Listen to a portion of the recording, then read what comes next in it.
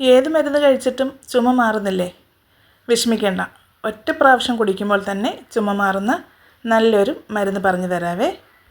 കഫമുള്ള ചുമയാണെങ്കിലും വിട്ടുമാറാത്ത ചുമയാണെങ്കിലും രാത്രിയിൽ ഉറക്കമില്ലാതെ എണീറ്റിരുന്ന് കുത്തിയുള്ള ചുമയാണെങ്കിലും ഇത് ഒരു പ്രാവശ്യം കുടിക്കുമ്പോൾ തന്നെ നിങ്ങൾക്ക് മാറ്റം വരുവേ. നമ്മുടെ അടുക്കളയിൽ തന്നെയുള്ള ഉള്ളിയും കുരുമുളകും മഞ്ഞൾപ്പൊടിയും കൽക്കണ്ടും ഒക്കെ തന്നെ മതി ഇതുണ്ടാക്കാനേ.